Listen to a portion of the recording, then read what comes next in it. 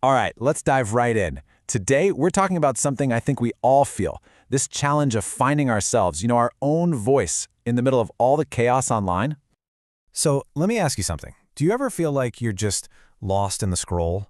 Just endlessly thumbing through this sea of updates, opinions, and these perfectly curated lives, and you're not really going anywhere? Yeah, you are so not alone in that feeling. So let's start by putting a name to the problem. We're calling it digital noise. And what is it? Well, it's pretty much exactly what it sounds like. That constant, low-level hum of information that seems to fill up every single quiet moment we have. I mean, it is a full-on blitz, right? Every single time you unlock your phone, bam, you're just hit with this avalanche of stuff. It's branding, it's selfies, it's opinions, it's what your cousin had for lunch. It's just so easy to get completely overwhelmed by it all. And this quote from John Mark Comer, man, it really hits the nail on the head. He basically says that all this white noise does more than just distract us. It's actually erasing the stillness, that quiet space we desperately need for any kind of deep thought or reflection, or even just to connect with ourselves. Okay, here's a way to think about it that might feel familiar. Social media is basically a giant global high school cafeteria. Seriously, you've got the clicks, which are now algorithms and echo chambers. You've got that intense pressure to fit in, which is now chasing likes and comments. And you've got that same feeling of needing to hide who you really are just to be accepted. It's high school all over again, but on steroids. And here's the kicker. None of this is an accident. Oh no, these platforms are literally engineered to keep us hooked. Every like, every comment, every notification, it's a little hit of dopamine. It's designed to make you compare your life to someone else's highlight reel, to trap you in these echo chambers where everyone agrees with you, and yeah, to completely distort what reality actually looks like. Okay, so what do we do about all this? What's the prescription? Well, don't worry, I'm not going to tell you to delete all your accounts and move to a cabin in the woods. It's about something much more manageable, a conscious reset, a kind of psycho-spiritual detox. And the first step, it's actually super simple. It's a digital detox, just intentionally unplugging for a bit. And look, this isn't about running away from your life. It's about creating just enough quiet space so you can finally hear your own thoughts again. It's funny, right? Sometimes the biggest breakthroughs happen by accident. Like, think about when there's a huge blizzard or a hurricane and the power goes out. Everything goes quiet. And in that forced disconnect, something amazing happens. People have these huge creative insights. The lesson is crystal clear. Getting away from the matrix, from all that noise, isn't just a luxury, it's absolutely essential. And this is where it gets really good. Because once you start to quiet that external noise, you get to rediscover something incredibly powerful that you've had all along, your authenticity. And that, my friends, is a superpower. No, seriously, let that sink in for a second. Your individuality, your personal energy, the weird, unique way you see the world, all those little quirks, that's not stuff you need to hide or smooth over.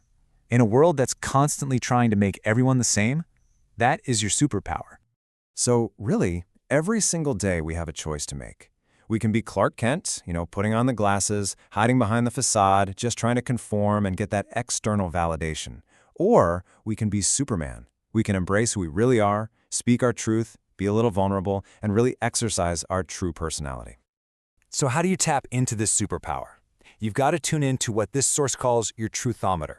That's a great term, isn't it? It's your intuition, your gut feeling.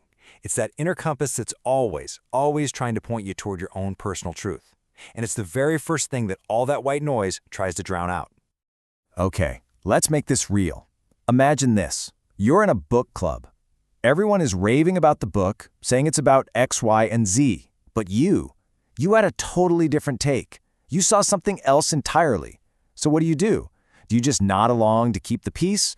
Or do you speak up, share your unique interpretation, and risk a little disagreement? That's the choice. That's the tension, right there. All right, so we've diagnosed the problem, digital noise, and we've identified the solution, your superpower of authenticity. So now, the big question, how do we actually do it? Well, that brings us to the practical part, your toolkit for the digital age. There are really 4 key steps to making this happen.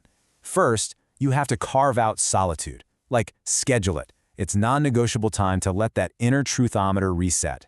Second, curate your digital diet. Think about what you're consuming online just as carefully as you think about the food you eat. Third, Set some real boundaries. Your attention is your most valuable resource. Protect it. And finally, number 4, you've got to embrace your quirks. Not just tolerate them, but really lean into them. That's where the magic is. Let's zoom in on that second one for a sec. Curating your digital diet.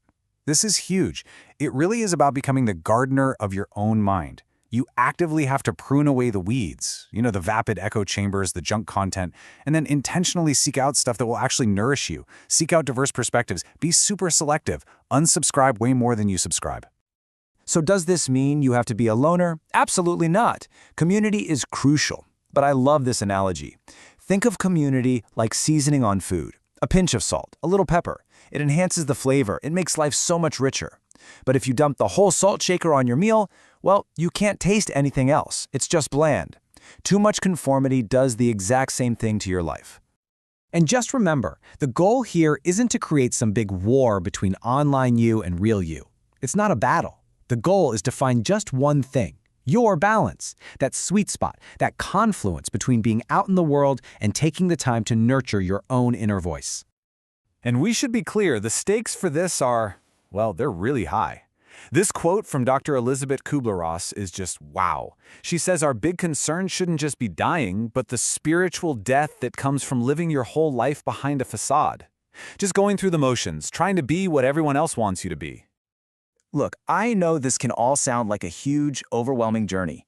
But you know that old saying, a journey of 1,000 miles begins with a single step? It's so true. And that first step, it's just giving yourself permission.